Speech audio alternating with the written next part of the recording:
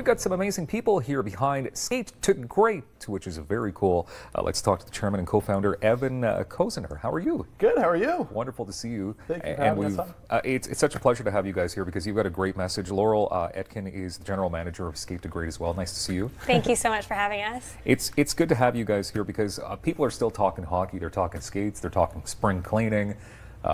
Evan, tell us about Skate to Great. Well, it started as an idea about 4 years ago. We wanted every kid in Canada to have the opportunity to go skating. So I had a conversation with one of our Canadian Olympians, Caitlin Weaver, who's a figure skater, and she was new to the Canadian team at the time, and we thought we saw a lot of different programs, schools, community programs, First Nation reserves that need skates to run their programs, but they don't have sort of an organization to collect them and help as kids grow. So that's why we started Skate to Great. We got a bunch of different corporate supporters as well. We have lots of different organizations across the country that need them, and we're out collecting skates up until May 31st for That's spring very cleaning. cool. Yeah. So Laurel, not only is this happening here in Ottawa, but it's happening across Canada, across Ontario. Where are we? So we're actually based out of Toronto, Yeah. but we're collecting skates all across Canada, and the tour that we're doing right now in Ottawa is just to kind of kick off our skate drive.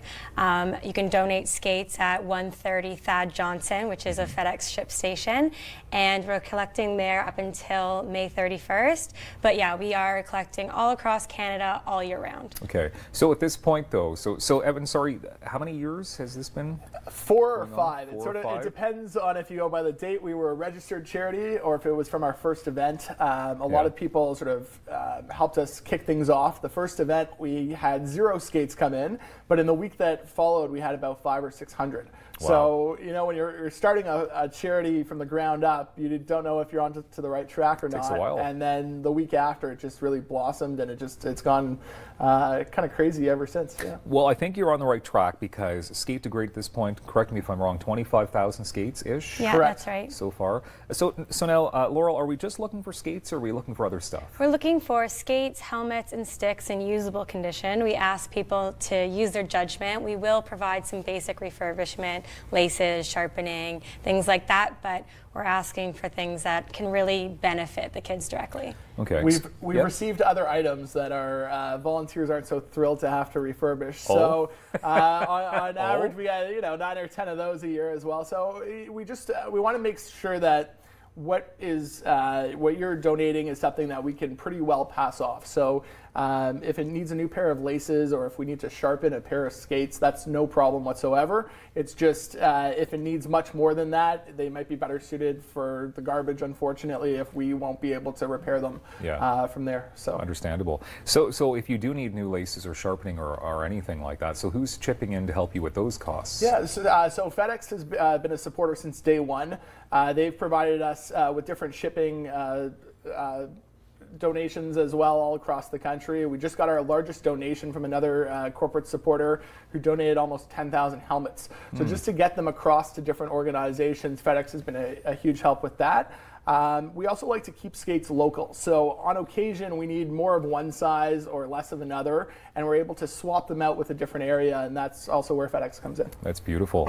Okay, so we're talking about local then, Laurel. So who exactly would be benefiting here in Ottawa? So we try to benefit a lot of local schools. As Evan mentioned, Native reserves we have, anything that community organizations that can benefit directly. In Ottawa specifically, we also have Heroes Hockey, which works with at-risk youth. Okay. So, and the other part of this is as we're a new charity, we're always looking for great organizations and sort of help develop the charity as well. So if you know of a community program, a school, or another charity that could actually use them to facilitate what they're up to, we encourage them to go online at skatetogreat.org for more information.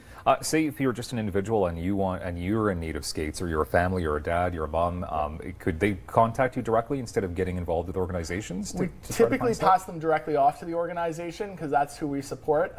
Just from a liability standpoint and also a number of other areas, it's not necessarily the easiest, and that's why we're set up in this manner. Okay. But we encourage different schools. There's usually an accessible program that kids would be able to be a part of, and that's where Skate to Great comes in. Okay. Yeah, we do have a community organizations page on our website, so if they're not sure how to get their child involved in a program, there's a lot of resources that we provide. Yeah, that will direct them into the Exactly. right areas.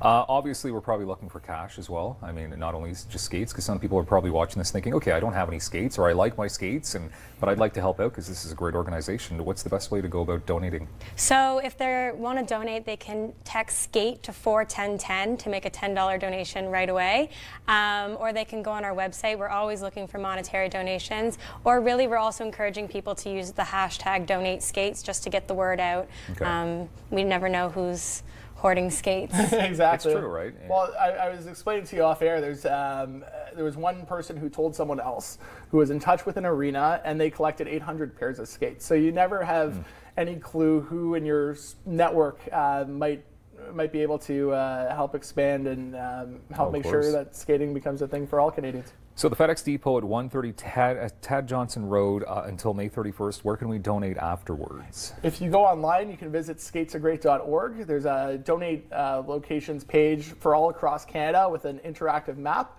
And if you click on any of those locations, it tells you all the information that you need to know locally for all year round. That's amazing. Where do you head off? Because this is your tour. Where do you go next?